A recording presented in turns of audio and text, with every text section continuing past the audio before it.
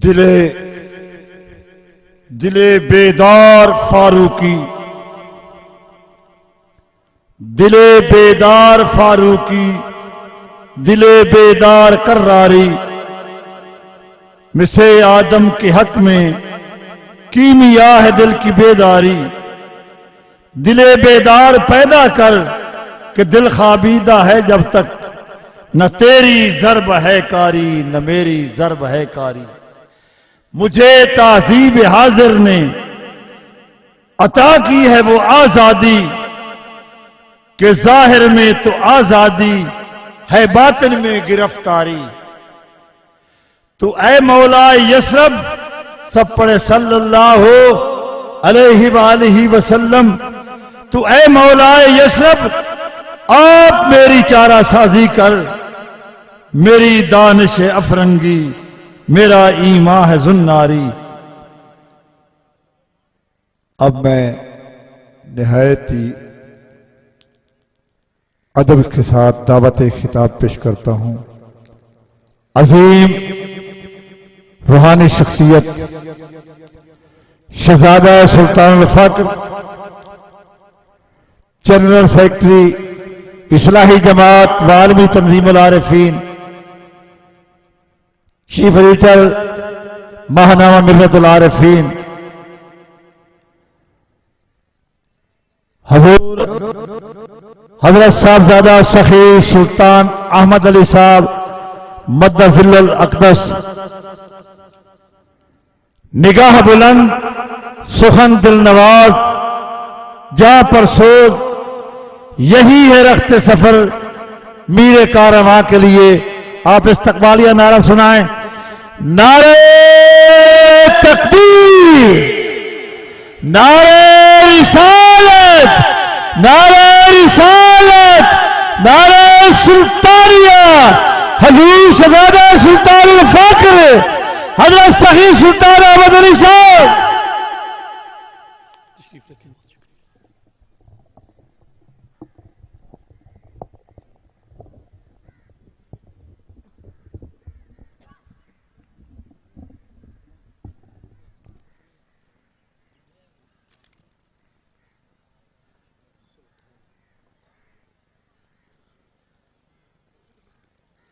نحمده ونصلي على رسوله الكريم، اما بعد فاعوذ بالله من الشيطان الرجيم، بسم الله الرحمن الرحيم، ولا تهنوا ولا تحزنوا وانتم الاعلون ان كنتم مؤمنين، صدق الله العظيم وصدق رسوله النبي الكريم، ان الله وملائكته يصلون على النبي یا ایہا الذین آمنوا صلوا علیہ وسلموا تسلیما۔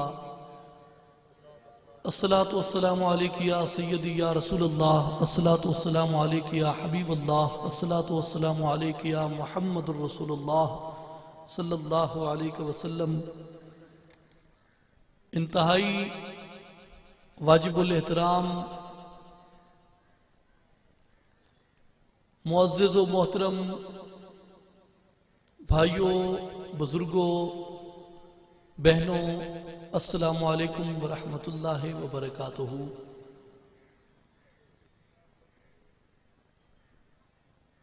آج کی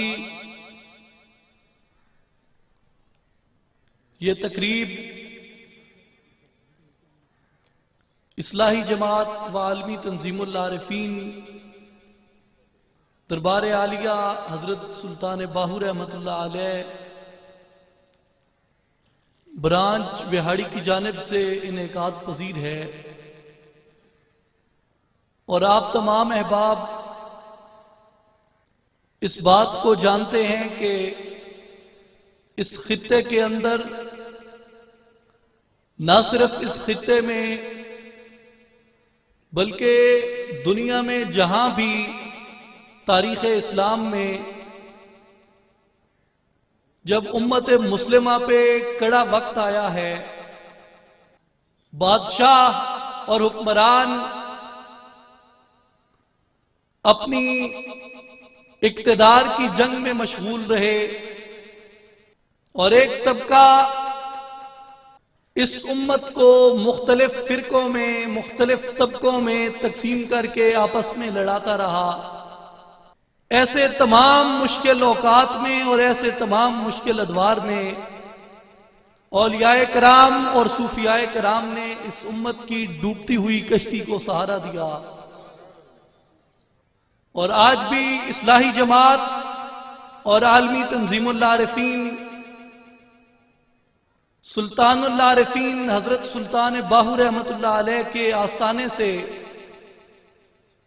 اس پرفتن اور کٹھن دور کے اندر اس نعرے کو لے کے میدان عمل میں آئی ہیں کہ نکل کر خانقاہوں سے ادا کر رسم شبیری۔ میرے بھائیوں اور بزرگوں، آپ تمام اس حقیقت سے آگاہ ہیں کہ یہ وقت اور وقت کے حالات بحیثیت مسلم قوم اور بحیثیت پاکستانی قوم ہمارے اوپر بہت تلخ ہیں اور بہت سخت ہیں۔ پچھلی 1.5 صدی کے اندر پوری دنیا کے مختلف خطوں میں 1.5 کروڑ مسلمانوں کو لقمہ اجل بنایا گیا۔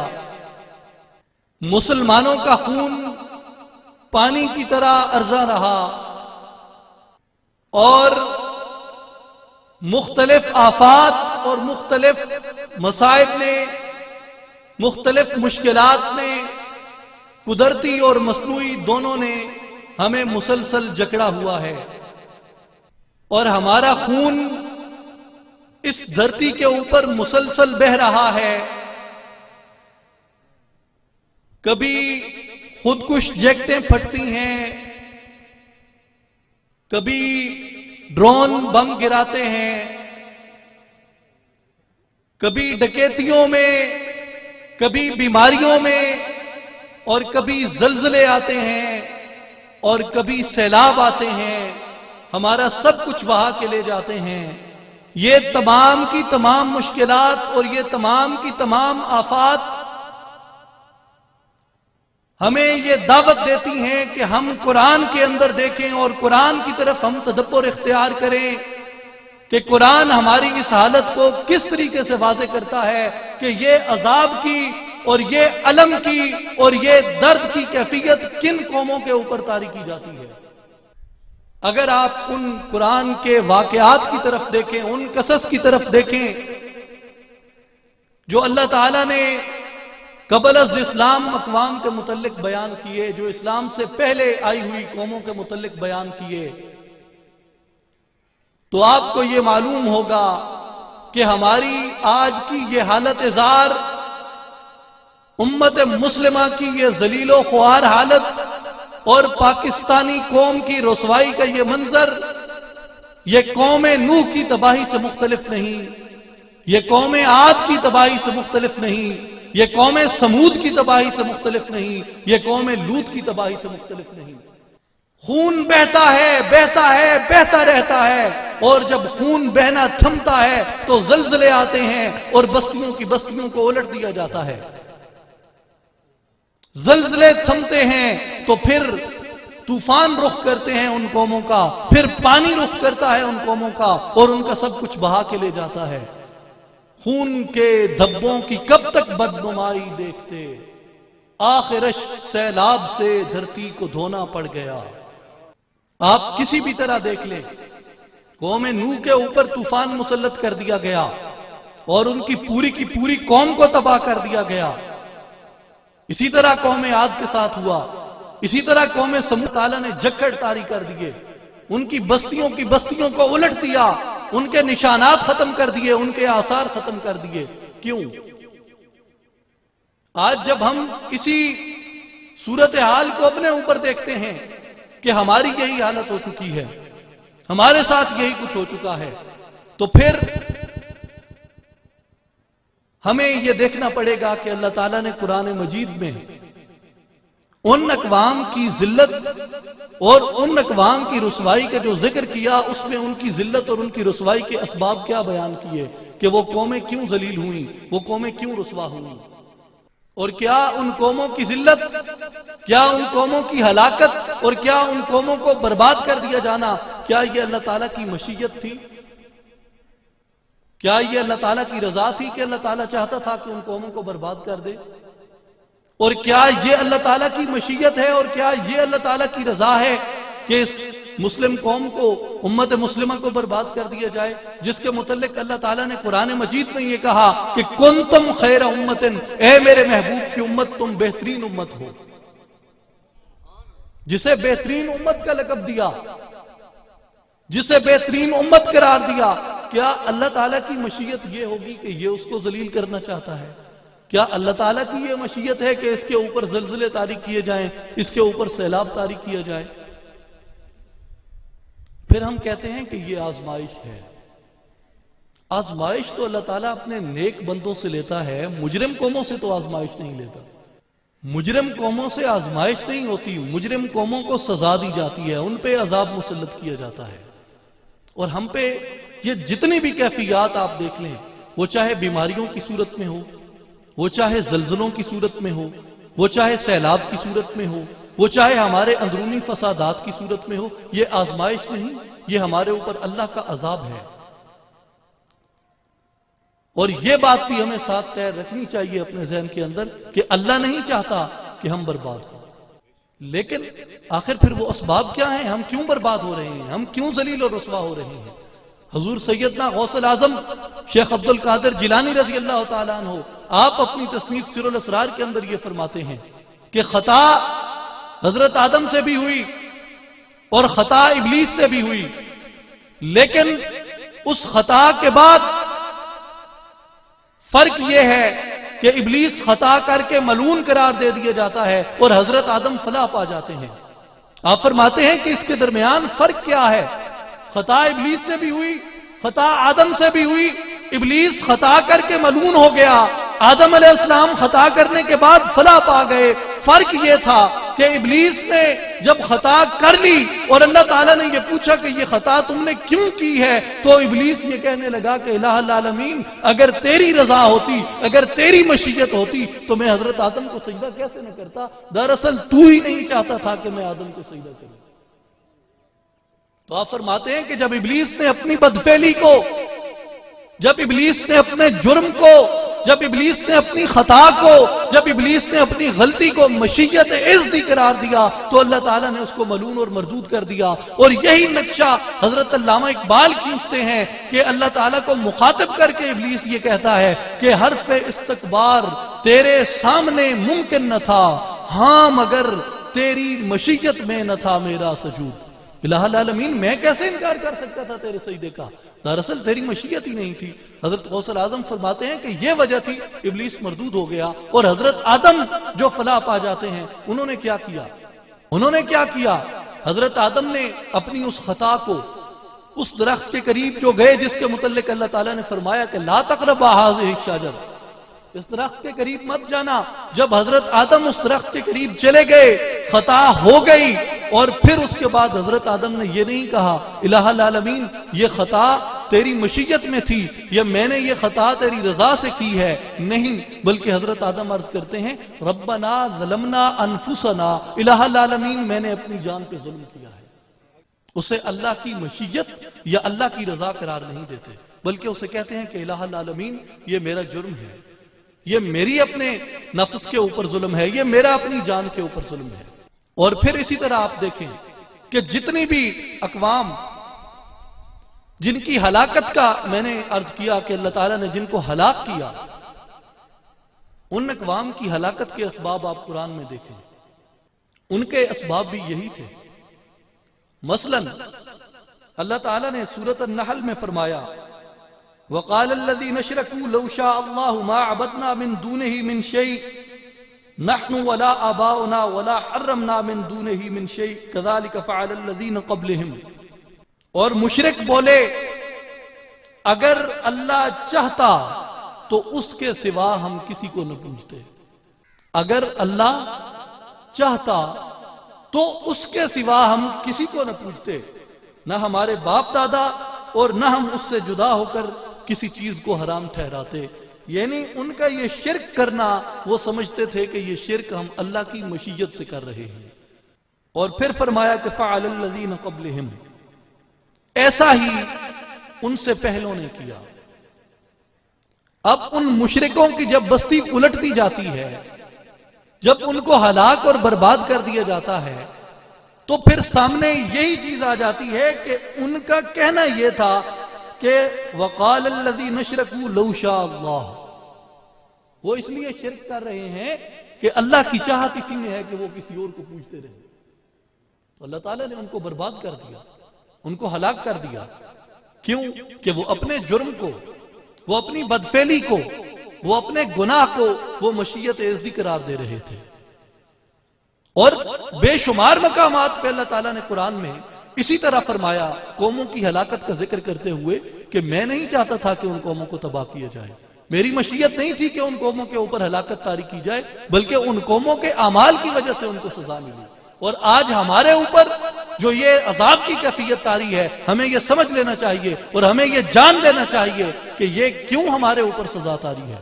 ہم ان جرائم کا ارتکاب کرتے چلے جا رہے ہیں، اور پھر ان جرائم کو ہم جرائم تسلیم ہی نہیں کرتے، پھر اللہ تعالیٰ کا عذاب وہ ہمارے اوپر مسلسل پڑتا جا رہا ہے، مسلسل پڑتا جا رہا ہے۔ آپ اسی طرح آگے دیکھیں، ہلاکت کا ذکر کرتے ہوئے اقوام کی، اللہ تعالیٰ نے فرمایا وَلَقَدْ أَهْلَكْنَا الْقُرُونَ مِنْ قَبْلِكُمْ لَمَّا ظَلَمُوا وَجَاءَتْهُمْ رُسُلُهُمْ بِالْبَيِّنَاتِ وَمَا كَانُوا لِيُؤْمِنُوا كَذَلِكَ نَجْزِي الْقَوْمَ الْمُجْرِمِينَ۔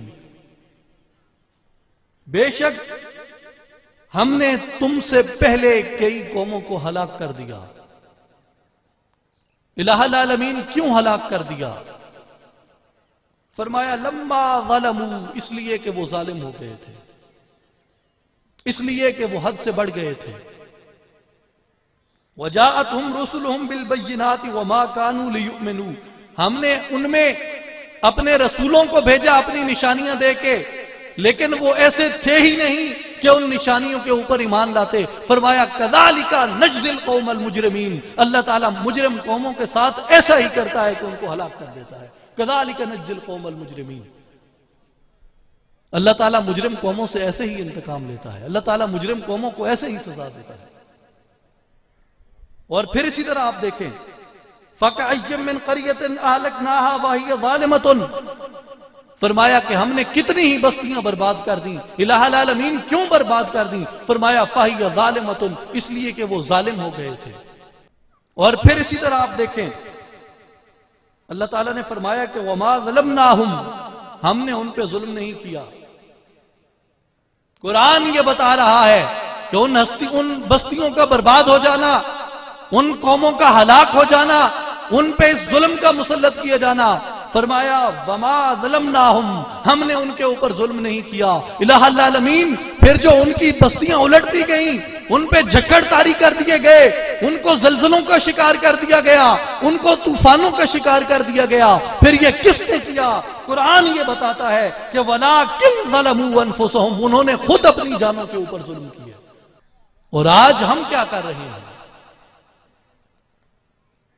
ہم وہی ظلم، وہی جبر، وہی تشدد، وہی استحصال، وہی جھوٹ، وہی فریب، وہی بدکاری، وہی بدفعلی، وہی بدکرداری، وہ تمام کا تمام ہم جب اپنے اندر پریکٹس کرنے لگیں گے تو پھر ہمارے ساتھ کیا ہوگا؟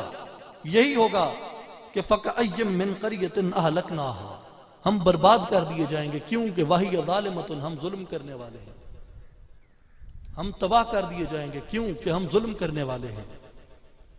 اور یہ قرآن کا فیصلہ ہے کہ ان احسنتم احسنتم لانفسکم، اگر تم بھلائی کرو گے، بہتر کرو گے، احسنتم لانفسکم، وہ بھلائی تمہاری اپنی جان کے لیے ہوگی، وہ بھلائی تمہاری اپنی ذات کے لیے ہوگی۔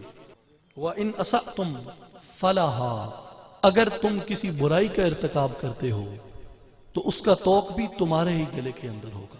میرے بھائیوں اور بزرگوں، ذرا غور کیجئے کہ ہماری اساس، ہماری بنیاد کیا تھی، اور ہم نے کس اساس اور کس بنیاد کی نگہبانی کرنی تھی، اور اللہ تعالیٰ نے ہمیں کس اساس کی نگہبانی کے لیے اس دنیا کے اندر بھیجا۔ اور ہمارے نبی معظم خاتم النبیین محمد الرسول اللہ صلی اللہ علیہ وسلم آپ اس دنیا کے اندر مرشد اعظم اور ہادی کامل بن کے تشریف لائے، اور آپ نے ہمیں جو امانت سونپی، آپ نے ہمیں جو ذمہ داری سونپی، جس کی پاسداری، جس کی نگہبانی ہمیں رسول کریم صلی اللہ علیہ وسلم نے سونپی، وہ ذمہ داری تھی، وہ ہماری اساس تھی، وہ ہماری بنیاد تھی، لا الہ الا اللہ محمد الرسول اللہ۔ لیکن ہم نے کیا کیا؟ رسول کریم صلی اللہ علیہ وسلم کے بعد ہم نے اپنی اسی اساس کی نگہبانی، اس اساس کی پاسداری اور اس اساس کی پاسبانی کو ہم نے ترک کر دیا، اور ہم نے اپنے آپ کو ٹکڑوں میں تقسیم کر دیا، اور ہم نے اپنی شناخت لا الہ الا اللہ محمد الرسول اللہ کی بجائے، ہم نے اپنی شناخت اسلام کی بجائے، ہم نے اپنی شناخت مسلمان ہونے کی بجائے، وہ ہم نے چھوٹے چھوٹے فرقوں کے اوپر رکھ دی۔ میری پہچان، کسی کی پہچان وہ اسلام نہ رہا، وہ مسلمان نہ رہا، بلکہ وہ کوئی شیعہ کہلاتا ہے، کوئی سنی کہلاتا ہے، کوئی دیوبندی کہلاتا ہے، کوئی وہابی کہلاتا ہے، کوئی بریلوی کہلاتا ہے۔ جب لا الہ الا اللہ محمد الرسول اللہ کی اس اساس کو ہم نے اتنے حصوں میں تقسیم کر دیا، خدا کا یہ عذاب ہمارے اوپر واجب ہو گیا۔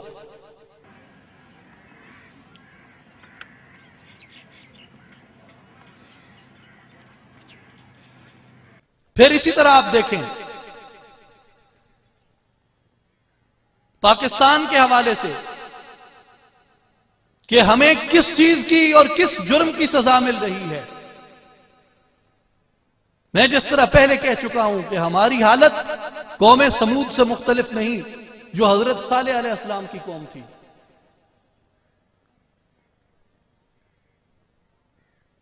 بالکل واقعہ قرآن کریم کا، میرے بھائیوں اور بزرگوں، قرآن کریم کا وہ واقعہ آپ اٹھا کے بحیثیت پاکستانی اپنے اندر رکھ دیں، آپ کو اتنا سا بھی، ذرا سا بھی، رائی کے دانے کے برابر بھی یہ شک نہیں گزرے گا کہ ہمارے عمل میں اور حضرت صالح علیہ السلام کی قوم کے عمل میں کوئی فرق ہے۔ حضرت صالح علیہ السلام کی قوم کو کس بات کی سزا ملی؟ میں مختصراً یہ عرض کرتا ہوں، قرآن حکیم کا واقعہ ہے کہ قوم نے اپنی طلب کا اظہار کیا کہ ہمیں کسی معجزے کا ظہور دکھایا جائے، اور معجزہ کیا ہے کہ وہ سامنے جو پہاڑی ہے، اس پہاڑی سے ایک جانور، ایک اونٹنی نکل کے آئے، جو کہ ناممکن تھا، جو کہ ناممکن تھا۔ تو وہ اونٹنی وہ پہاڑی سے نکل کے آ گئی، اور وہاں پہ اس قوم کے سامنے جب وہ اونٹنی آ گئی تو اب اللہ تعالیٰ نے اس کے اوپر شرائط مقرر فرما دی۔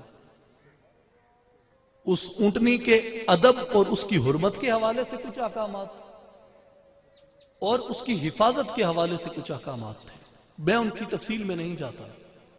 بالآخر جب اس قوم کی ذلت انہوں نے خود خریدی اور انہوں نے آ کے اس اونٹنی کی بے حرمتی کی، اس کی حرمت کو پامال کیا، پہلے اس کی ٹانگوں کو کاٹا، پھر اس اونٹنی کو انہوں نے قتل کر دیا۔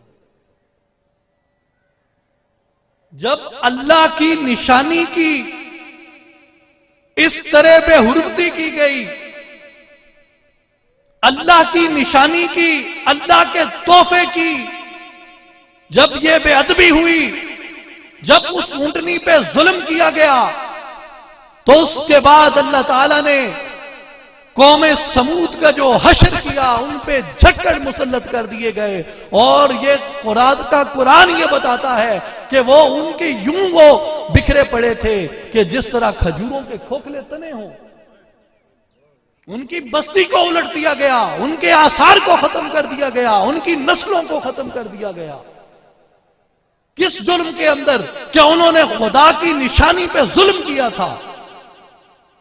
میرے پاکستانی بھائیوں، آپ غور کیجئے کہ جس طرح اس پہاڑ سے حضرت صالح کی عرض گزاری پہ اللہ تعالیٰ نے اونٹنی نکال دی، اور اس پہاڑ سے اونٹنی کا نکلنا ممکن نہ تھا، لیکن خدا کا معجزہ ہوا کہ اس پہاڑ سے وہ اونٹنی نکل کے آ گئی۔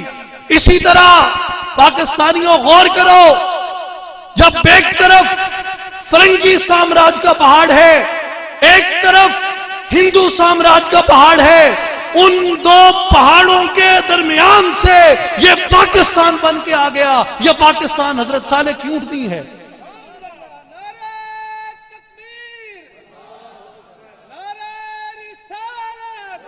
لیکن ہم نے حضرت صالح کی اونٹنی کے ساتھ وہی سلوک کیا ہے جو حضرت صالح کی قوم نے کیا تھا۔ ہم نے پاکستان کے ساتھ وہی رویہ روا رکھا۔ جب وہی رویہ ہم نے اس کے ساتھ روا رکھا، پہلے ہم نے اس کی ٹانگیں کاٹ دی اور ہم نے اس کی حرمت کو پامال کیا، اور اب ہم اس کے وجود کے در پہ ہیں۔ تو مجھے بتائیں، یہ زلزلے کیوں نہ ہم پہ مسلط ہوں؟ کیوں نہ ہمارے آثار کو ختم کیا جائے؟ کیوں نہ ہماری نسلوں کو ختم کیا جائے؟ کیوں نہ ہمارے اوپر یہ طوفان اور یہ سیلاب طاری کیے جائیں؟ اس کی ٹانگیں کاٹنے سے کیا مراد ہے؟ اس کے قتل کرنے سے کیا مراد ہے؟ جب بدعنوانی اس کے آئین اور قانون سے کی جائے، اس کے نظریے سے کی جائے، جب بے ضابطگی اس کی وفاداری کے عہد سے کی جائے، عہد کریں ہم اپنے ملک سے وفاداری کا، اور وفاداری کا ثبوت دیں اپنی نام نہاد سیاسی قیادت کے ساتھ، تو یہ کس سے ہمارا عہد وفاداری ہے؟ عبد چیزیں دیگر، عبد و ہو چیزیں دیگر۔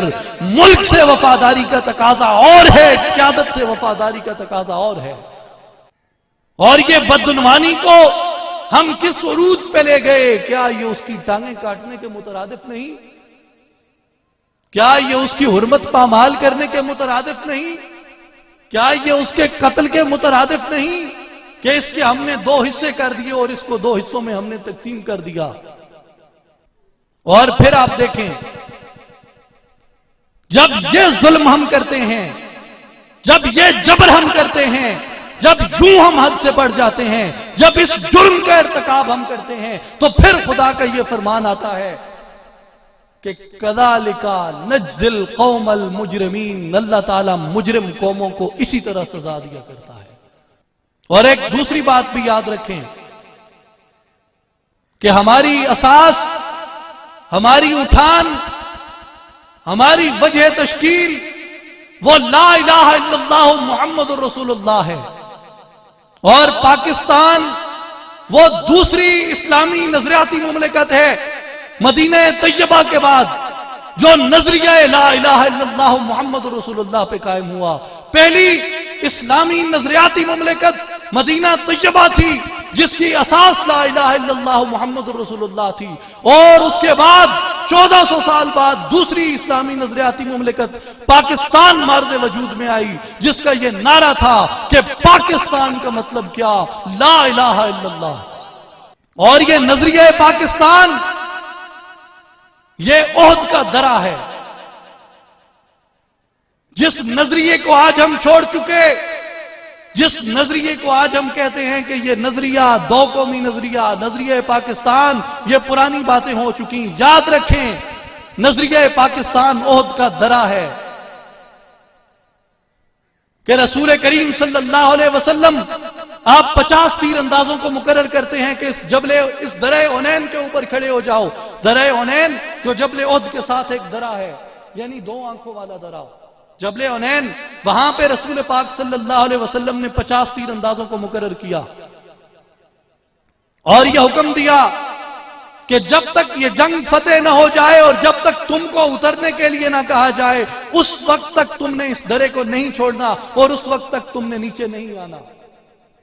تھوڑی دیر بعد جب مسلمانوں کو اس جنگ کے اندر فتح نصیب ہوئی، جب مسلمان وہ جنگ جیت جاتے ہیں، تو اس کے بعد وہ تیر انداز جنہیں وہاں پہ مقرر کیا گیا تھا وہ وہاں سے نیچے اتر آتے ہیں۔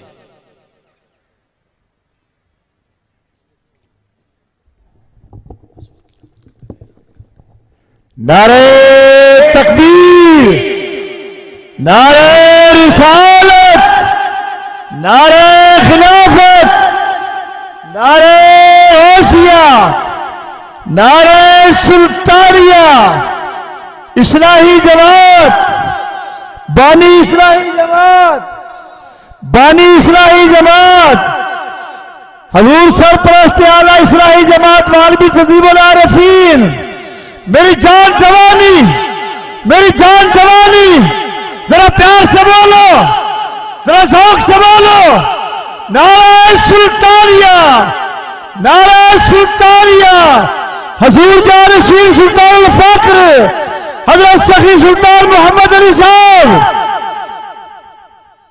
نعرہ تکبیر، نعرہ رسالت، نعرہ خلافت، نعرہ غوثیہ، نعرہ سلطانیہ، اصلاحی جماعت، بانی اصلاحی جماعت، بانی اصلاحی جماعت، حضور سرپرست اعلیٰ اصلاحی جماعت والمی تنظیم العارفین، میری جان جوانی، میری جان جوانی، ذرا پیار سے بولو، ذرا ذوق سے بولو، نعرہ سلطانیہ، نعرہ سلطانیہ، حضور جانشین سلطان الفقر حضرت سخی سلطان محمد علی صاحب،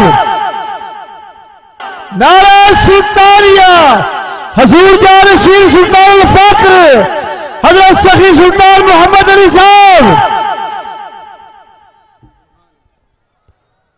تمام احباب بیٹھ جائیں، مہربانی بیٹھ،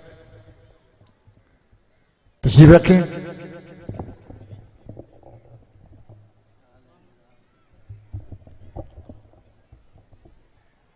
ہماری خوش بختی اور خوش نصیبی ہے کہ جانشین سلطان الفقر حضرت سخی سلطان محمد علی صاحب سرپرست اعلیٰ اصلاحی جماعت وعالمی تنظیم العارفین آپ ہمارے درمیان جلوہ فرما ہیں۔ میرے بھائیوں اور بزرگوں، کہ جب فتح ہوئی جنگ احد میں تو وہ 50 تیر انداز جنہیں حضور رسالت مآب صلی اللہ علیہ وسلم نے اس درے پہ مقرر کیا تھا اور جنہوں نے اس درے کی وہاں پہ حفاظت پہ رہنا تھا، جنگ جیتتے ہی وہ تیر انداز اس درے کو چھوڑ کے نیچے آ جاتے ہیں، اور جب نیچے آئے تو دشمن نے اس درے کو خالی پا کر اس کے عقب سے حملہ کیا اور مسلمانوں کی فتح کو شکست میں بدل دیا۔ اور یہی ہوا کہ ہم پاکستانی قوم، ہمارے لیے نظریہ پاکستان وہ عہد کے اسی درے کی حیثیت رکھتا تھا، اور جب ہم نے اپنی جنگ جدوجہد آزادی کو جیت لیا، وہ جیتنے کے بعد ہم مال غنیمت اٹھانے کی خاطر اس درے سے نیچے آ گئے، اور ہمارے دشمن نے ہمارے اسی درے کو خالی پا کے ہماری پشت پہ پے در پہ وار کیے اور آج پاکستان کو اس حالت کو پہنچا دیا ہے۔ اگر ہم اس درے کے اوپر کھڑے رہتے جو درہ نظریہ پاکستان ہے، ہم اگر اسی درے کی پاسداری کرتے، اس درے کی نگہبانی کرتے اور اس درے کی حفاظت کرتے، ہمارے دشمن کو ہمارے عقب سے ہم پہ حملہ کرنے کی جرأت نہ ہوتی۔ لیکن ہم نے جب اس درے کی نگہبانی کو چھوڑ دیا، جب ہم نے اس درے کی پاسداری کو چھوڑ دیا، تو پھر اللہ تبارک و تعالیٰ نے فرمایا کہ جب تم میری نشانی کو جھٹلاتے ہو جب تم میری نشانی کی بے قدری کرتے ہو، فرمایا والذین کذبوا بآیاتنا سنستدرجهم من حیث لا یعلمون، اگر تم میری نشانیوں کو جھٹلاؤ گے تو میں تمہیں ادھر سے پکڑوں گا جدھر سے تم بے خبر ہوگے۔ والذین کذبوا بآیاتنا، جو لوگ میری نشانیوں کو جھٹلاتے ہیں، سنستدرجهم من حیث لا یعلمون، میں ان کو ادھر سے پکڑتا ہوں جدھر سے وہ بے خبر ہوتے ہیں۔ اسی لیے کہا جاتا ہے کہ خدا کی لاٹھی بے آواز ہے۔ میرے بھائیوں اور بزرگوں، یہ وہ مظالم ہیں جو ہم نے اپنے آپ پہ کیے، جو ہم نے اپنی جانوں پہ کیے، جو ہم نے اپنے انفس پہ کیے، اور اس کے نتیجے میں ہمیں سزا کیا ملی؟ ہمیں سزا ملی زلزلوں کی، ہمیں سزا ملی آفات کی، ہمیں سزا ملی سیلاب کی، ہمیں سزا ملی ان خودکش جیکٹوں اور ڈرون حملوں اور روزمرہ کے قتل عام کی۔ میرے بھائیوں اور بزرگوں، یہ ہماری حالت یہ قوم سمود سے مختلف نہیں ہے، یہ قوم عاد سے مختلف نہیں ہے، یہ قوم لوط سے مختلف نہیں ہے، یہ قوم نوح سے مختلف نہیں ہے۔ اگر ہمیں اپنی بقا مطلوب ہے، اگر ہمیں اپنی سلامتی مطلوب ہے، اگر ہمیں اپنا آپ مطلوب ہے، تو اس کے لیے ہمیں پھر سے رب ذوالجلال کی بارگاہ کے اندر اور گنبد خضرا کے مکین محمد الرسول اللہ صلی اللہ علیہ وسلم کی بارگاہ میں یہ عہد کرنا ہوگا کہ یا رسول اللہ صلی اللہ علیہ وسلم، ہمارے ذمہ جو آپ نے کلمہ طیبہ کی نگہبانی لگائی ہے، یا رسول اللہ میری اور کوئی شناخت نہیں ہے، میری اور کوئی شناخت نہیں ہے، میری اور کوئی شناخت نہیں ہے، میری شناخت، میری اساس نہ شیعیت ہے، نہ بریلویت ہے، نہ دیوبندیت ہے، نہ وہابیت ہے، میری شناخت اسلام ہے، اور میری شناخت لا الہ الا اللہ محمد الرسول اللہ ہے۔ اور یہی بات کہی اقبال نے کہ بتان رنگ و خون کو توڑ کے ملت میں گم ہو جا، نہ ایرانی رہے باقی، نہ تورانی نہ افغانی۔ مسلمانوں یاد رکھو، یہ بتان رنگ و خون، یہ بتان فرقہ پرستی، اب وقت آ گیا ہے کہ ان بتوں کو ٹھکرا کے پاش پاش کرنا ہوگا۔ نظارہ دیرینہ زمانے کو دکھا دے، اے مصطفی خاک میں اس بت کو ملا دے۔ یہ تمام کے تمام بت جب تک جماعت کی آستینوں میں ہیں، جب تک اسلام کی آستینوں میں ہیں، توحید کی سر بلندی، توحید کی پاسداری، توحید کی امانت کی نگہداری وہ ممکن نہیں ہے۔ رسول کریم صلی اللہ علیہ وسلم نے جب یہ حکم دیا، اپنی اونٹنی کسوہ پہ سوار تھے اور خطبہ حجت الوداع ارشاد فرماتے ہیں، اور اس میں رسول کریم صلی اللہ علیہ وسلم نے فرمایا، اے مسلمانوں، اے لوگو، میرے بعد گمراہ نہ ہو جاؤ۔ اہلیان وہاڑی غور سے سنیے گا امام الانبیاء کے ان الفاظ کو، غور سے سنیے گا۔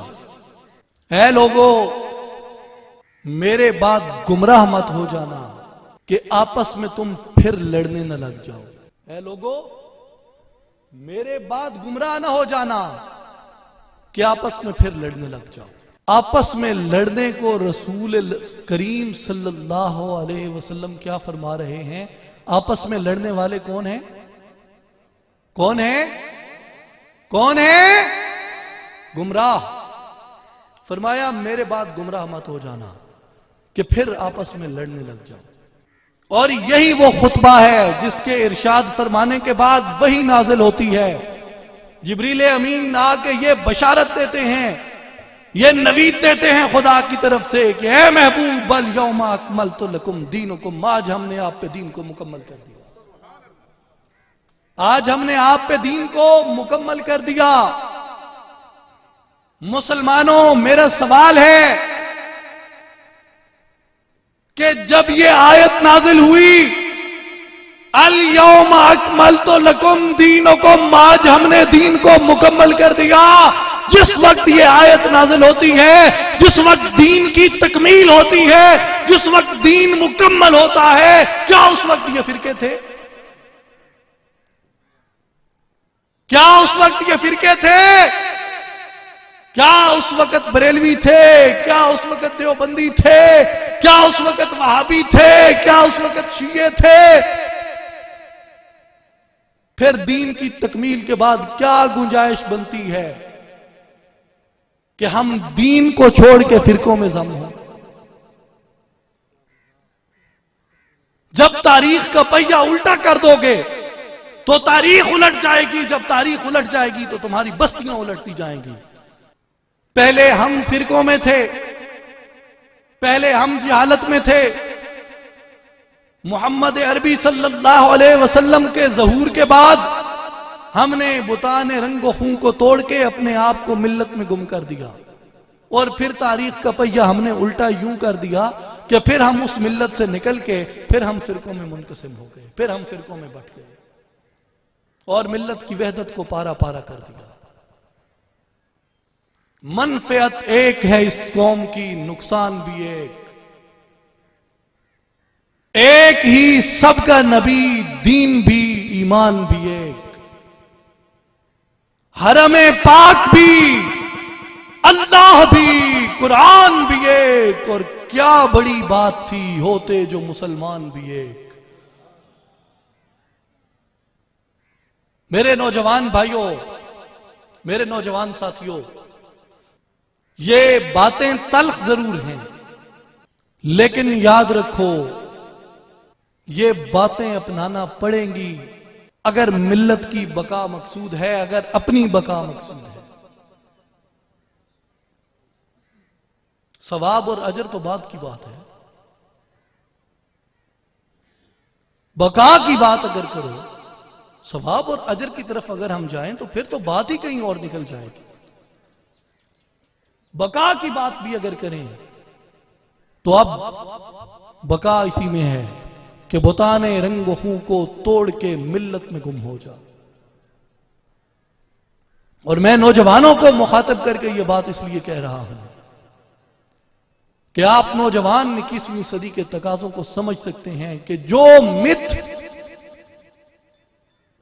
ٹکرایا 21ویں صدی سے وہ مت ٹوٹتا چلا گیا، اور یہ فرقہ واریت ایک مت ہے. اس مت کو اب ٹوٹنا ہے، اسی 21ویں صدی کے اندر ٹوٹنا ہے. اسی لیے کہ ہم یہاں پہ بھی جواب دہ ہیں، اپنی آئندہ نسل کو جواب دہ ہیں، اور قبر میں بھی جواب دہ ہیں فرشتوں کو، اور حشر میں جواب دہ ہیں خدا کو اور مصطفیٰ کو. اور مجھے حیرت ہوتی ہے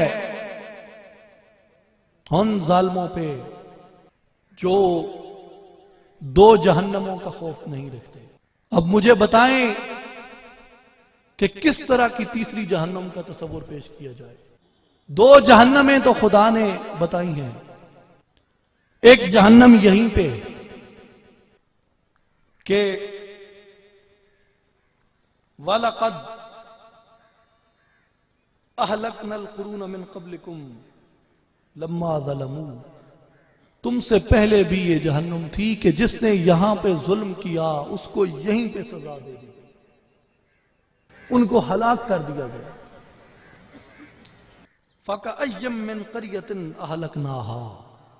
ایک جہنم تو یہیں پہ ہے کہ جب تم ظلم کرو گے، جب تم حد سے بڑھو گے تو تمہیں یہیں پہ سزا دی جائے گی، یہیں سے اٹھے گا روز محشر، یہیں پہ روز حساب ہوگا، یہیں پہ سزا دے کے جاؤ گے، یہیں پہ سزا بھگت کے جاؤ گے. یہاں پہ تو سزا بھگتو گے ہی، قبر میں بھی سزا ملے گی اور حشر میں بھی سزا ملے گی، اور جہنم میں جاؤ گے تو پھر اس میں ہمیشہ رہو گے. ایک جہنم اس دنیا کی، اس کا خوف بھی ہم اٹھا گئے کہ نہیں جناب نہیں کوئی گل نہیں، ہوں فلانے نے کہہ دیتے جناب تو لڑنا ہے، فرقے دی پاروں لڑنا ہے. میں اب کسی طبقے کو نامینیٹ نہیں کرتا. بہرحال یہاں پہ بھی ہمیں سزا مل رہی ہے. اگر مسلم قوم کے حوالے سے بات کی جائے تو مجھے بتائیں کہ 1.5 کروڑ مسلمانوں کا خون 1.5 صدی میں ہوا، اور کتنے لاشیں چاہیے؟ کیا یہ جہنم نہیں ہے مسلمانوں کے لیے؟ 1.5 صدی میں 1.5 کروڑ مسلمانوں کے جنازے اٹھے اور کئیوں کے نہ اٹھے، پتہ ہی نہیں ان کی قبریں کہاں پہ ہیں، پتہ ہی نہیں وہ مرے کہاں پہ۔ 1.5 کروڑ مسلمانوں کا خون، اور کس کو جہنم کہتے ہیں؟ اور کون سی جہنم ہوتی ہے؟ 14 ڈگری شمالی عرض بلد سے لے کے 50 ڈگری جنوبی عرض بلد تک تمہارے پاس خدا کی یہ زمین ہے، 57 اسلامی سلطنتیں ہیں، 1.25 ارب سے زائد آبادی ہے مسلمانوں کی، 65 لاکھ افواج ہے 57 اسلامی ممالک کی، جن میں 2 ایٹمی طاقتیں ہیں، پھر بھی ذلیل و رسوا ہو رہے ہو۔ مجھے بتاؤ جہنم کسے کہتے ہیں؟ اور پھر ایک جہنم ہے جس کی ہمیں خدا نے بتایا کہ وہ قرآن نے ہمیں بتایا، مصطفیٰ کریم نے ہمیں بتایا کہ وہ آخرت میں ہے اور وہاں پہ تمہیں ہمیشہ رہنا ہے، اور اس کا بھی ہمیں کوئی خوف نہیں، بلکہ ہم ایک مسلمان دوسرے مسلمان کے قتل کو، ایک مسلمان دوسرے مسلمان کے خون کو اپنے لیے جنت کا ٹکٹ سمجھتا ہے، جہنم کا خوف ہی نہیں ہے اس کو۔ یہ 2 جہنمیں ہم اٹھا گئے، ان 2 جہنموں کا ہمیں پرواہ ختم، اور اعمال صالحہ بھی نہیں ہے، پھر مجھے بتاؤ کہ کون سی تیسری جہنم لائی جائے جس سے اس امت کو ڈرایا جائے؟ بہتر ہے ان 2 جہنموں کا ہم ادراک کر لیں اور اپنی سزا کا ہم اندازہ لگا لیں، احاطہ کر لیں۔ اور آج بھی اگر یہ ملت، آج بھی اگر یہ قوم اس حقیقت کو نہیں سمجھتی تو پھر برباد ہو رہے ہیں، مزید بربادی کا انتظار کیا جائے۔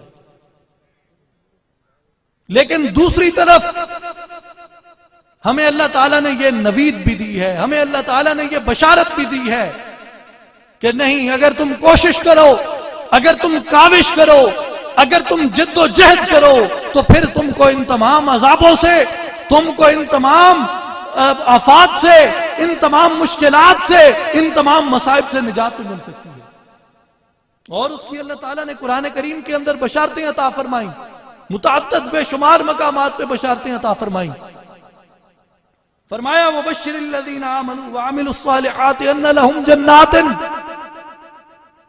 بشارت دیجئے ان لوگوں کو کہ جو ایمان لائے اور جنہوں نے اعمال صالح اختیار کیے، أَنَّ لَهُمْ جَنَّاتٍ، ان کے لیے جنت اور باغات ہیں۔ لیکن کن کے لیے؟ وَبَشِّرِ الَّذِينَ آمَنُوا، ان لوگوں کے لیے جو ایمان لائے۔ ایمان مسلط نہیں ہوتا اور گناہ بھی مسلط نہیں ہوتا، گناہ بھی کیا جاتا ہے اور ایمان بھی لایا جاتا ہے۔ یہ اللہ تعالیٰ نے انسان کے اختیار میں دے دیا کہ تم کون سی راستے کو اپنانا چاہتے ہو۔ گناہ کا ثواب کا یہ دونوں تیرے اختیار میں ہے۔ حضور مولا کائنات سیدنا علی رضی اللہ تعالیٰ عنہ کی خدمت میں ایک شخص حاضر ہوا اور عرض کرتا ہے کہ حضور تقدیر کیا ہے؟ تقدیر کیا ہے؟ اختیار کیا ہے؟ جبر و قدر کیا ہے؟ آپ نے فرمایا کھڑے ہو جاؤ۔ وہ کھڑا ہو گیا۔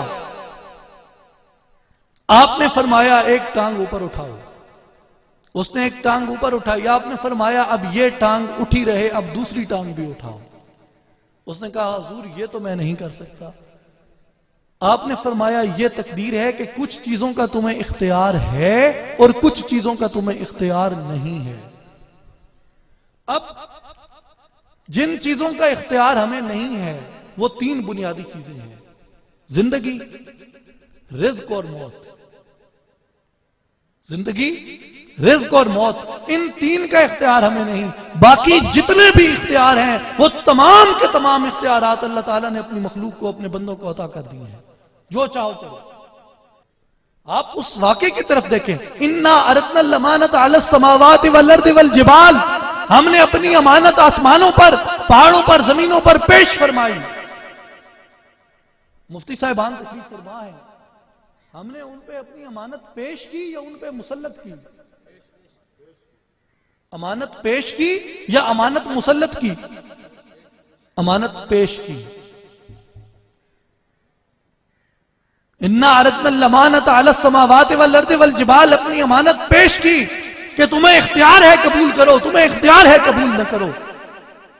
لیکن یہ پہاڑ، یہ زمین، یہ آسمان، یہ اس کو اٹھانے سے عاجز آ گئے۔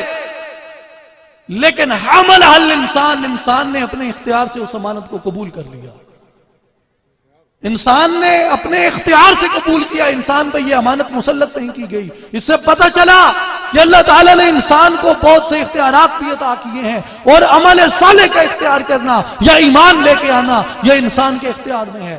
اور یہ بات میں اس لیے آپ کے ذہن نشین کر رہا ہوں کہ کہیں یہ نہ کہو کہ ہماری یہ اس بربادی، ہماری اس تباہی، ہماری ذلت اور رسوائی میں خدا کی مشیت ہے۔ نہیں، ہماری اس تباہی کے اندر، ہماری بربادی کے اندر ہمارا اختیار شامل ہے۔ اگر ہم خوشحال ہو جاتے ہیں، اگر ہم آسودہ حال ہو جاتے ہیں تو اس میں بھی ہمارا اختیار شامل ہوگا۔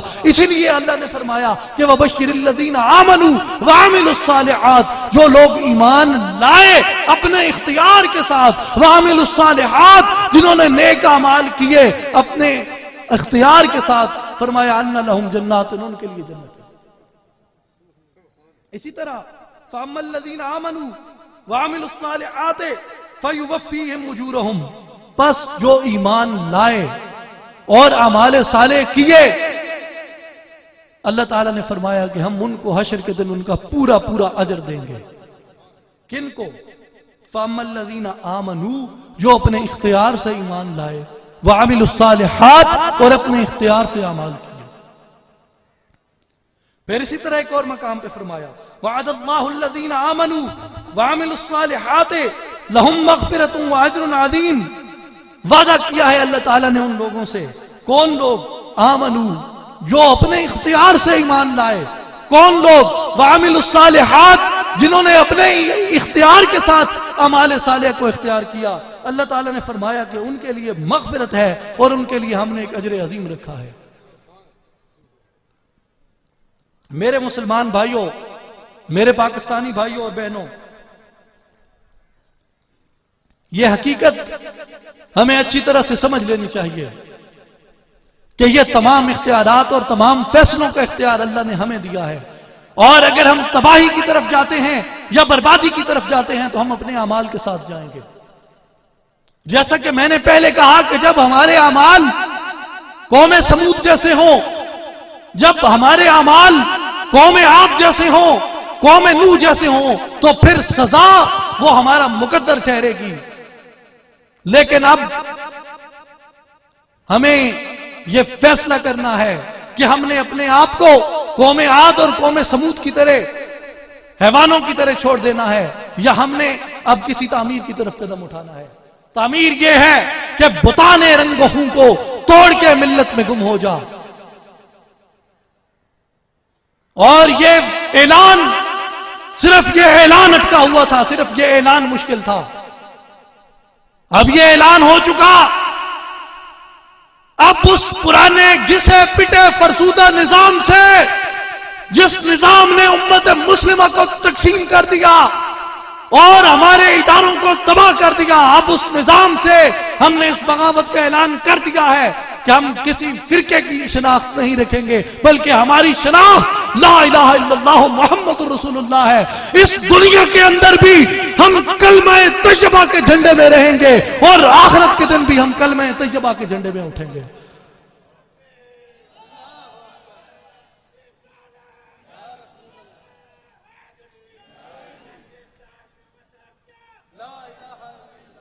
اور دیکھیں میرے بھائیوں اور بزرگوں، مجھے پتا ہے اس بات کا کہ آپ میں بہت سے حضرات، آپ یہ ایکسپیکٹ نہیں کر رہے تھے، یہ توقع نہیں رکھتے ہوں گے کہ ایک روحانی خانوادے سے تعلق رکھنے والا، ایک صوفی گھرانے سے تعلق رکھنے والا، وہ اس قدر تلخ باتیں یہاں پہ کرے گا، وہ اس قدر کڑوی باتیں یہاں پہ کرے گا۔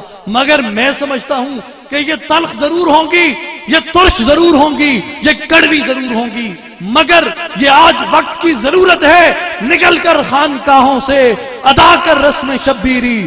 آج بھی وہی تاریخ دہرائی جا رہی ہے۔ ایک طبقہ وہ اپنے اقتدار کی جنگ لڑ رہا ہے، ایک طبقہ اپنی روزی کی جنگ لڑتے ہوئے اس امت کو مسلسل تقسیم اور تفریق کر رہا ہے۔ ہمیشہ صوفیاء کرام نے اس ملت کی ڈوبتی ناؤ کو بچایا ہے، اور آج بھی سلطان العارفین کے آستانے سے یہ جماعت یہ پیغام لے کے نکلی ہے کہ بتانے رنگ و خوں کو توڑ کے ملت میں گم ہو جاؤ۔ اور تصوف یہ روحانیت اس کا بنیادی درس ہی ملت کی بیداری ہے. یہ علم لاہوتی، یہ حکمت ملکوتی، حرم کے درد کا درمان نہیں تو کچھ بھی نہیں. یہ حرم کے درد کا درمان کرنا یہ ہم تمام مسلمانان عالم کی ذمہ داری ہے. اور اگر ہم نہیں کرتے تو ہم خدا کے بھی مجرم ہیں، ہم مصطفیٰ کے بھی مجرم ہیں. تصور کرو میرے بھائیوں اور میری بہنوں، تصور کیجئے کل حشر کے دن جب اللہ کی عدالت لگی ہوگی اور اس کے ساتھ مقام محمود پہ امام الانبیاء محمد الرسول اللہ صلی اللہ علیہ وسلم جلوہ فرما ہوں گے، تو وہاں پہ امام الانبیاء محمد الرسول اللہ صلی اللہ علیہ وسلم آپ جب یہ فرمائیں گے کیا میرے امتی، تو اس وقت میں اس زمانے میں تھا کہ جس وقت میں جس عہد میں میری امت کو چاروں طرف سے لوٹا جا رہا تھا، چاروں طرف سے پیٹا جا رہا تھا، اور یہ میری وہ امت ہے کہ میں پیدا ہوا تو مجھے اس امت کا غم تھا، میں نے اس امت کی بخشش کی دعا کی، اور میں جب معراج پہ گیا تو میں نے اپنے پروردگار سے اس امت کے لیے سوال کیا، اور جب میں اس دنیا سے ظاہری پردہ کرنے لگا تو بھی میں نے اس امت کے لیے دعا کی. اس امت کے غم و فکر میں مبتلا رہا. اے میرے امتی، تیرے عہد کے اندر میری امت کی وحدت پارا پارا تھی، تیرے عہد کے اندر میری امت لڑ رہی تھی، تیرے عہد کے اندر میری امت ایک دوسرے کا خون کر رہی تھی، اور ایک دوسرے کو واجب القتل کہہ رہی تھی، اور ایک دوسرے کے خون بہانے کو یہ امت جب جنت کا ٹکٹ کہہ رہی تھی. اے میرے امتی، تیرا کیا کردار تھا؟ میرے مسلمان بھائیوں، میری مسلمان بہنوں، مجھے بتاؤ کیا جواب دیں گے مصطفیٰ کریم کی بارگاہ میں کہ یا رسول اللہ میرا کیا کردار تھا؟ ہم کیا کہیں گے کہ یا رسول اللہ مجھے فرصت نہیں تھی آپ کی امت کے لیے، میں اپنے اقتدار کی جنگ لڑ رہا تھا. کیا کہیں گے؟ میرے لیے آپ کی حرمت، آپ کی تقدس، آپ کی امت کی بقا سے زیادہ میری چند کوڑیوں کی دولت زیادہ عزیز تھی مجھے. کیا کہیں گے؟ کیا کہیں گے؟ یا رسول اللہ آپ کی امت سے، آپ کی ناموس سے، آپ کی حرمت سے، کلمہ طیبہ سے مجھے میرے چند ووٹر زیادہ پیارے تھے. ان کا تحفظ کرنا، ان کو اپنے ساتھ پکا رکھنا میرے لیے زیادہ عزیز تھا. کیا کہیں گے؟ کیا یا رسول اللہ، کیا میں کیا کر رہا تھا؟ میں کس میں مشغول تھا یا رسول اللہ صلی اللہ علیہ وسلم؟ میں کیا کر رہا تھا وہاں پہ؟ میں وہاں پہ استعماری یہودی مغربی ہندو میڈیا کی یلغار کے اندر میں اپنی نسل نو کی پرورش کر رہا تھا تاکہ یہ مزید فحش ہو جائے، تاکہ یہ مزید عریاں ہو جائے، تاکہ یہ مزید عیاش ہو جائے. کیا کہو گے؟ یا رسول اللہ میں آپ کی تہذیب کو چھوڑ کے میں دوسروں کی تہذیب کے رنگ کو قبول کرنا چاہ رہا تھا، میں ایڈوانس ہونا چاہ رہا تھا، میں انلائٹنٹ ہونا چاہ رہا تھا، میں ماڈریٹ ہونا چاہ رہا تھا، میں اپنی نسل کو نیم لباس کرنا چاہ رہا تھا، میں ان کو مادر پدر آزاد کرنا چاہ رہا تھا. بتاؤ میرے مسلمان بھائیوں کیا جواب دو گے مصطفیٰ کریم کی بارگاہ میں؟ کیا عرض کرو گے؟ یا رسول اللہ جس امت کا اتنا غم و فکر تھا آپ کو، آتے ہوئے بھی، معراج پہ بھی، جاتے ہوئے بھی آپ کو جس امت کا غم و فکر تھا، میری نظر میں اس امت کی کوئی حیثیت نہیں تھی. کیا کہیں گے کیا ہم مصطفیٰ کریم کی بارگاہ کے اندر؟ کیا جواب دیں گے ہم اس تاجدار مدینہ گنبد خضرہ کے مکین کی بارگاہ کے اندر؟ کیا ہماری کوئی تیاری ہے؟ کیا ہم نے کوئی سامان کیا ہے؟ اور جب رسول اللہ صلی اللہ علیہ وسلم آپ قبر میں جلوہ فرما ہوں گے، فرشتے پوچھیں گے کہ اس شخصیت کے بارے میں کیا کہتے ہو؟ وہاں پہ کیا کہیں گے کہ جی میں ان کی متعلق احادیث اور ان کی سیرت کی باتیں اپنے مسجد کے مولوی سے سنتا تھا. بس پھر کیا کیا؟ عمل کیا، میرے راستے کو اختیار کیا، میری اس امت کا غم و فکر کیا جس امت کے غم و فکر میں میں رہا. نفاذ توحید کی خاطر تیرا کیا کردار تھا؟ وہاں پہ ہم کیا کہیں گے ان کو کہ میں اس شخصیت کے بارے میں کیا کہتا ہوں؟ سوائے اس کے کہ میں اس شخصیت کا مجرم ہوں۔ میرے بھائیوں اور بزرگوں، ایک سانس اوپر ہے، ایک سانس نیچے ہے۔ جب خدا کی رضا ہوگی، اوپر کی سانس اوپر رہ جائے گی، نیچے کی سانس نیچے رہ جائے گی، اور پھر یہ سلسلہ یہیں پہ ختم ہو جائے گا۔ اور یہاں پہ آپ ہزاروں لوگ تشریف فرما ہیں، مجھے کوئی ایک فرد اٹھ کے یہ بتا دے کہ میں یہ یقین رکھتا ہوں کہ آج شام تک میری موت نہیں ہوگی۔ کوئی ایک مجھے اٹھ کے یہ کہے۔ کس کو یقین ہے اس بات کا؟ کس کو بھروسہ ہے اپنی ان سانسوں کے اوپر؟ اور پھر ہم بدکتے کس بات پہ ہیں؟ ہم اچھلتے کس بات پہ ہیں؟ اتراتے کس بات پہ ہیں؟ حیثیت جب ہماری یہ ہے، اوقات جب ہماری یہ ہے کہ دو سانسیں ہیں، ایک اوپر ہے ایک نیچے ہے، یہ کٹ گئی تو اوپر کی اوپر نیچے کی نیچے، اور یہ پل بھر کے اندر یہ احمد علی سے میت بن جائے گا، میری حیثیت کیا ہے؟ اوقات کیا ہے اس کی رضا کے سامنے، اس کی قضا کے سامنے؟ میرے بھائیوں اور بزرگوں، میرے نوجوان بھائیوں، میرے نوجوان ساتھیوں، اصلاحی جماعت اور عالمی تنظیم اللہ عارفین یہ پیغام لے کے آپ کے پاس آئی ہے کہ خدا را اٹھیں، آج وقت ہے اس امت، اس ملت، اس کی بقا کی خاطر جد و جہد کرنے کا۔ اور ہم ہتھیار اٹھانے کی بات نہیں کر رہے، ہم کلیشن کوف اٹھانے کی بات نہیں کر رہے، ہم صرف جدت کردار کی بات کر رہے ہیں۔ راز ہے تقدیر جہانے پہ گتاز، جوش کردار سے کھل جاتے ہیں تقدیر کے راز۔ ہم جوش کردار کی بات کر رہے ہیں، ہم تصفیہ قلب کی بات کر رہے ہیں، ہم تزکیہ نفس کی بات کر رہے ہیں، ہم زندگی کے مقصد کو پانے کی بات کر رہے ہیں۔ اور زندگی کا مقصد کیا ہے؟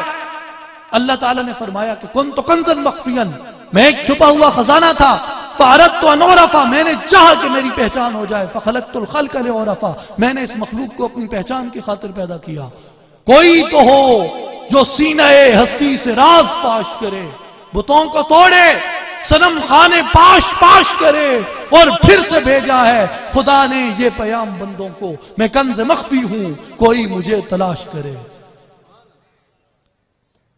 آج ہماری زندگی کا مقصد ہمارے ہاتھوں سے کھو گیا، ہماری زندگی کا مقصد وہ ہم نے اس کو بھلا دیا، جب ہم نے اس کو بھلا دیا تو اس نے ہم کو بھلا دیا، اور جب وہ بھولتا ہے تو پھر انجام یہی ہوتا ہے جو آج ہم بھگت رہے ہیں۔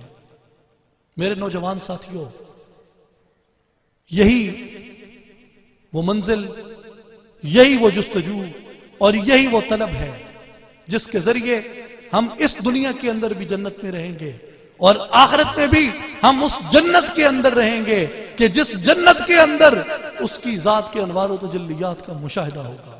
اور اس دنیا کے اندر بھی ہم اسی جنت کے اندر رہیں گے کہ جب انسان کو یہ پتہ چل جاتا ہے کہ میں کون ہوں، میں مکان ہوں، میرا مکین کون ہے۔ جو مجھ سے پہلے علامہ مفتی مطیع اللہ صاحب فرما رہے تھے کہ وَفِي أَنفُسِكُمْ أَفَلَا تُبْصِرُونَ، اپنے انفس میں غور کرو، تمہارے اندر کون بیٹھا ہے۔ اور انسان کا یہ بنیادی شعور جب بیدار ہو جاتا ہے کہ میرے اندر کون ہے، تو پھر انسان کی تمام مشکلات وہ ختم ہو جاتی ہیں، اور پھر وہ چاہے بدو ہو، وہ چاہے جاہل ہو، وہ چاہے ریوڑیا ہو، وہ چاہے گڈریا ہو، وہ چاہے چرواہا ہو، وہ چاہے ظالم ہو، وہ کچھ بھی ہو، لیکن جب اس کے اندر نگاہ کرم سے یہ احساس، یہ شعور پیدا کر دیا جاتا ہے کہ ارے انسان تو عام نہیں ہے، تو فقط ایک نطفے کی پیداوار نہیں ہے، بلکہ تیرے سر پہ اللہ کی خلافت کا تاج ہے، تیرے ماتھے پہ اس کی نیابت کا سہرا ہے۔ اے انسان، تو اس زمین کے اوپر خدا کا نائب ہے، تو مکان ہے، تیرے اس دل کی جلوہ گاہ کے اندر اللہ تعالیٰ کی ذات جلوہ فرما ہے۔ تو پھر یہ احساس جب اس انسان کے اندر پیدا ہوتا ہے تو پھر اس کو جب رسول کریم جہاں بھی بھیجتے ہیں وہ اس کے کمال کے اوپر پہنچ جاتا ہے۔ وہ سفیر بنے یا وہ مبلغ بنے یا وہ سالار بنے یا وہ مجتہد بنتا ہے، وہ مجاہد بنتا ہے، وہ جو بھی بنتا ہے، وہ اپنے اس فن کی معراج کو پا لیتا ہے۔ کیوں کہ فن کی معراج عشق سے نصیب ہوتی ہے، اور عشق کسی نگاہ کرم سے نصیب ہوتا ہے، فقط نگاہ سے ہوتا ہے فیصلہ دل کا۔ میرے بھائیوں اور بزرگوں، میں یہی پیغام عرض کرنا چاہتا ہوں کہ آئیں اس پیغام کو، اس مشن کو ہم یہ اپنی ذمہ داری بنا لیں. ہم جس فرقے سے تعلق رکھتے ہیں، جس مسلک سے تعلق رکھتے ہیں، جہاں بھی ہم منسلک ہیں، جو بھی ہم ہیں، ہماری شناخت لا الہ الا اللہ محمد رسول اللہ ہونی چاہیے. ہمارے پاؤں کے اندر کسی مسلک کی زنجیروں کی جھنکار نہیں ہونی چاہیے، ہمارے پاؤں کے اندر کسی مسلک کی بیڑیاں نہیں ہونی چاہیے، بلکہ ہمارے پاؤں اس طرح آزاد ہونے چاہیے جس طرح رسول کریم صلی اللہ علیہ وسلم اس امت کو چھوڑ کے گئے تھے، اور جس طرح یہ آیت ہوئی تھی کہ آج ہم نے اس دین کی تکمیل کر دی ہے. آئیں کریا کریا، گلی گلی، محلے محلہ، گھروں کے اندر اور اپنے دوست احباب کے اندر اس پیغام کو آگے بڑھائیں تاکہ اس ملت کی اس نشاط ثانیہ کے سفر کی تکمیل کی جائے. میں انہی دعائیہ کلمات سے اجازت چاہوں گا. الہی آرزو ہے اگر منظور ہو جائے، تیری پہچان سے ہر مومن کا دل پر نور ہو جائے. وآخر دعوانا ان الحمدللہ رب العالمین. حضور سلطان العارفین برہان الواصلین حضرت سخی سلطان باہو صاحب رحمۃ اللہ تعالی علیہ آپ کا عارفانہ کلام پیش کرنے کے لیے اب تشریف لائیں گے جناب محمد رمضان سلطانی صاحب.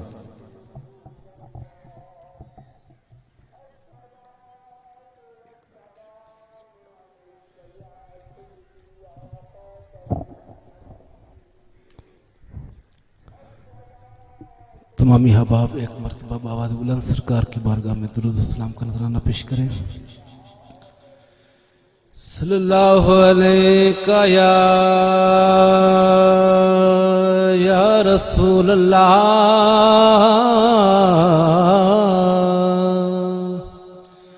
وسلم علیہ یا حبیب اللہ.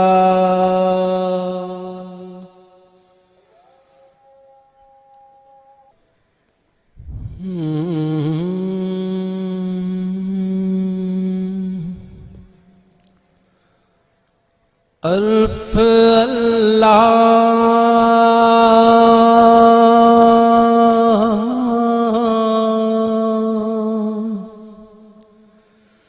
چمبے دی بوٹی مرشد من میرے وچ لائی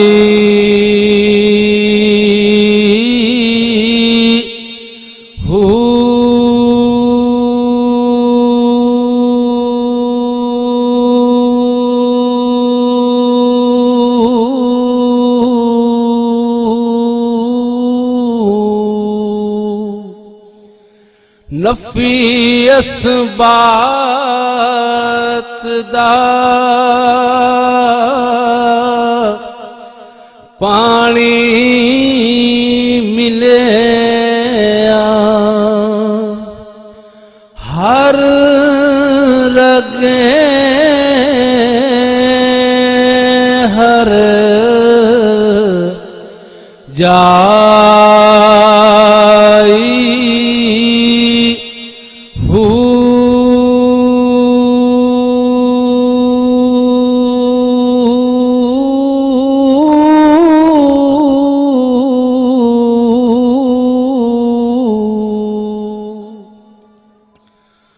اندر بوٹی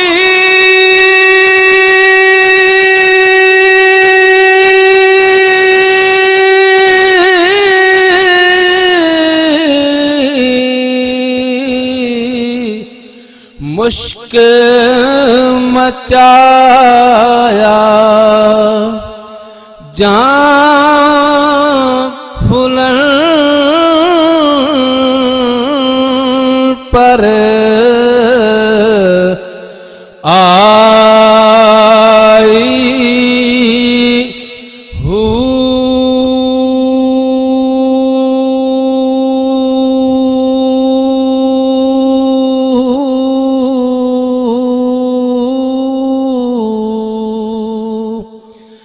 جیوے مرشد مرشد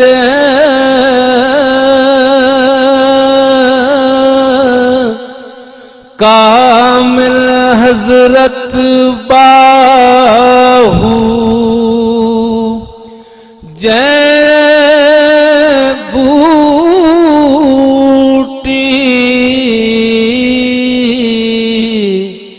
لائی ہو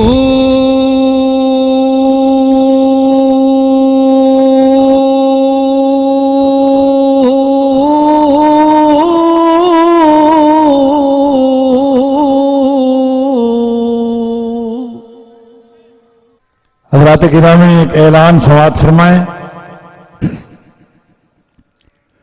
سالانہ عظیم الشان میلاد مصطفیٰ صلی اللہ تعالی علیہ وآلہ وسلم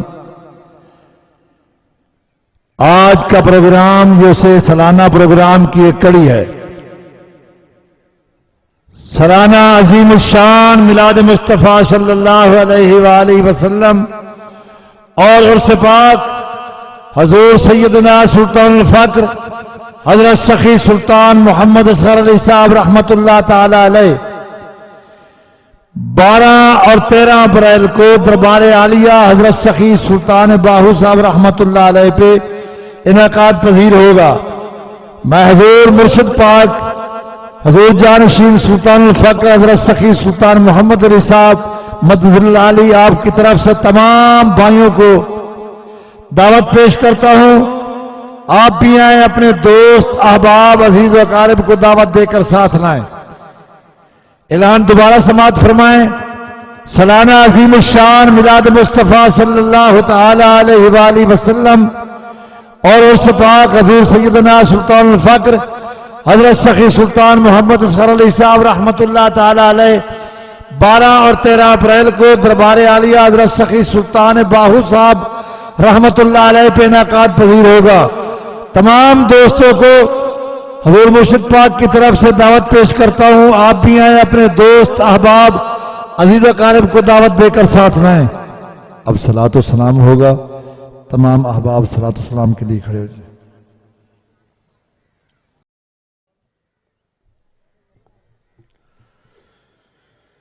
مصطفیٰ جان رحمت پہ لاکھوں سلام، شمع بز میں ہدایت پہ لاکھوں سلام، شمع بز میں ہدایت پہ لاکھوں سلام، جس طرف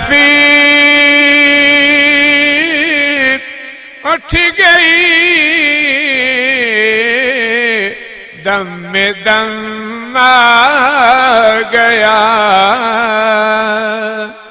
جس طرف اٹھ گئی دم میں دم آ گیا، اس نگاہ عنایت پہ لاکھوں سلام، مصطفیٰ جان رحمت پہ لاکھوں سلام، شمع بز میں ہدایت پہ لاکھوں سلام، شب اسرا کے دولاب پہ دائم درود،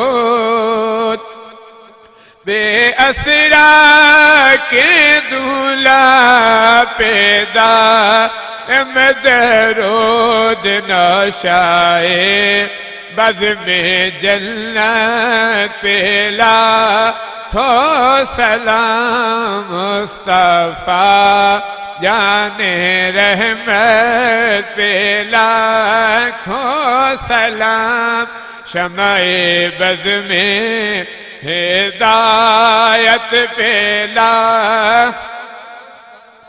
یا الہی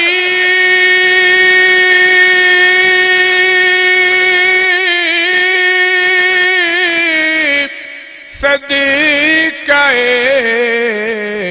آلِ رسول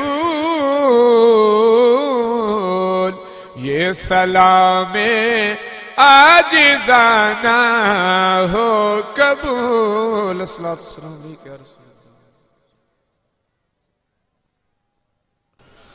بسم اللہ الرحمن الرحیم. اللہم صلی علی سیدنا و مولانا محمد وعلی آل محمد وبارک وسلم وصلی علیہ. یا اللہ ہماری حاضری اپنی بارگاہ کے اندر منظور فرما. جو لوگ نیک ارادے لے کر اس محفل میں حاضر ہوئے ہیں ان کے نیک ارادے پورے فرما. یا اللہ جو لوگ بے اولاد ہیں ان کو اولاد نرینہ عطا فرما. جو قرض دار ہیں ان کے قرضے دور فرما. جو بیمار ہیں ان کو شفائے کاملہ عطا فرما. یا اللہ مسلمانوں کی جتنی تکلیفیں پریشانیاں ہیں دور فرما. یا اللہ ہمارے ملک پاکستان کی خیر فرما. پاکستان کو امن اور استحکام عطا فرما. کشمیر کو ہندوؤں کے تسلط سے آزاد فرما اور قبلہ اول کو یہودیوں کے تسلط سے آزاد فرما. یا اللہ جہاں جہاں مسلمانوں پر مظالم ڈھائے جا رہے ہیں مسلمانوں کو اپنے حفظ و امان میں رکھ اور ظالموں کو ان کے کیفر کردار تک پہنچا. یا اللہ اسلام کو غالب فرما اور کفر کو مغلوب فرما. تمام عالم اسلام کو اتحاد اور اتفاق نصیب فرما. ہمارے دلوں کو اپنے اور اپنے محبوب کریم صلی اللہ علیہ وسلم کے عشق سے بھر دے. ہمیں اپنے اور اپنے محبوب پاک صلی اللہ علیہ وسلم کا قرب و وصال نصیب فرما. یا رسول اللہ انظر حالنا. یا حبیب اللہ اسمع قولنا. اننا فی بحر غم مغرق. خذ یدینا سہل لنا اشکالنا. خذ یدینا سہل لنا اشکالنا. خذ یدینا سہل لنا اشکالنا. وصلی اللہ تعالی علی رسول خیر خلقہ ونور عرشہ محمد وعلی آلہ وصحبہ اجمعین.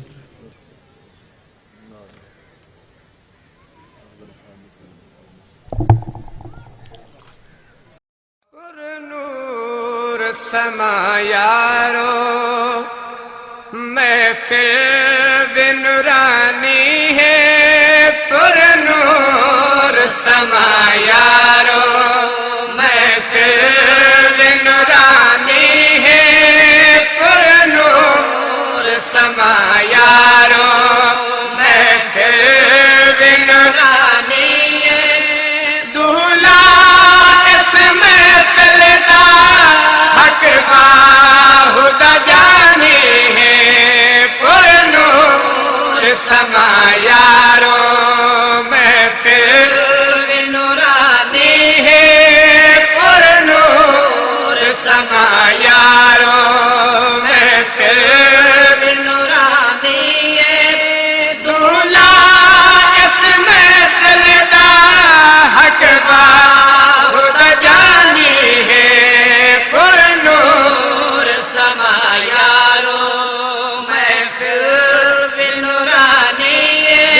دیدار دی خاطر سب ہے بڑے سوالی ہیں. دیدار دی خاطر سب ہے بڑے سوالی ہیں. دیدار دی خاطر سب آئے بڑے سوالی ہیں. سرکار کرو ہر کے اجمیر